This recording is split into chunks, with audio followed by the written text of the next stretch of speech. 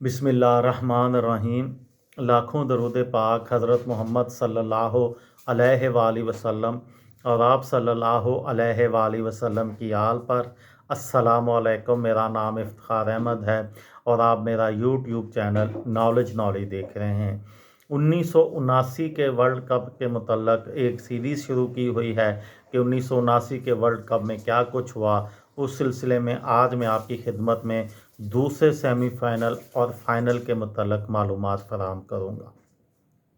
दूसरा semifinal दिफाई champion West Indies, जिसका इस वक्त क्रिकेट की दुनिया में काली आंधी के नाम से डंका बज रहा था, का मुकाबला पाकिस्तान से हुआ और ये मैच भी क्रिकेट की तारीख के अच्छे मैचों में शुमार किया जाता है, जिसमें हार जीत से कतई नज़र दोनों टीमों में जीत की भूख नज़र आई। ये मैच भी 20 जून 1979 को ओवल लंदन के क्रिकेट ग्राउंड में खेला गया। दिफाई चैंपियन ने पहले बैटिंग करते हुए मुकर्ररा 60 ओवर्स में 6 विकेटों के नुकसान पर 293 रन बनाए। मौजूदा क्रिकेट में ये स्कोर बहुत बड़ा तस्वर नहीं किया जाता, ताहम उस वक़्त 294 रन के हदफ पहाड़ जैसा था, जिसको हासिल करने के लिए ग्रीन शर्ट्स ने अपनी भरपूर कोशिश की।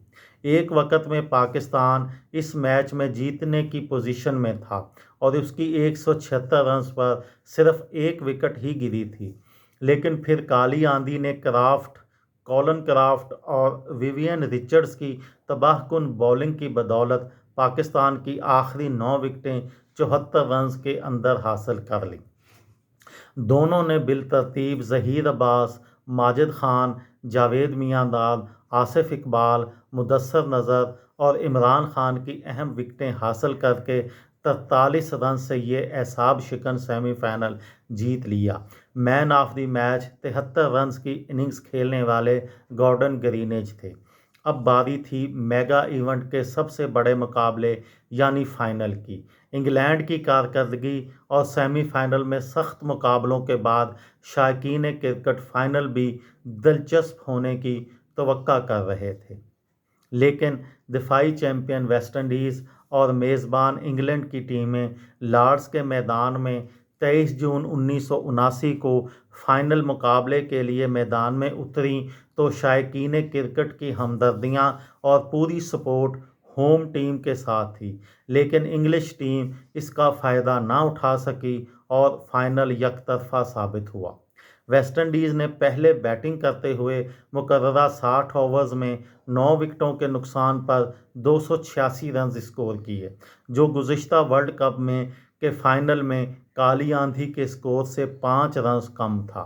1975 के वर्ल्ड कप में वेस्ट इंडीज़ ने फाइनल में 8 विकेटों के नुकसान पर 291 रन बनाए थे।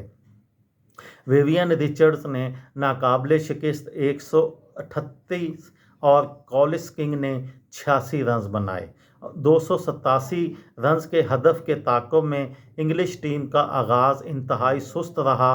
इंग्लैंड के ओपनर जेफरी बाइकाट और माइक ब्रेयरली ने 39 ओवर्स में 129 रन का सुस्त तरीन आगाज़ फराहम किया। दोनों ने बिलतरतीब 57 और 64 रन की इनिंग्स खेली।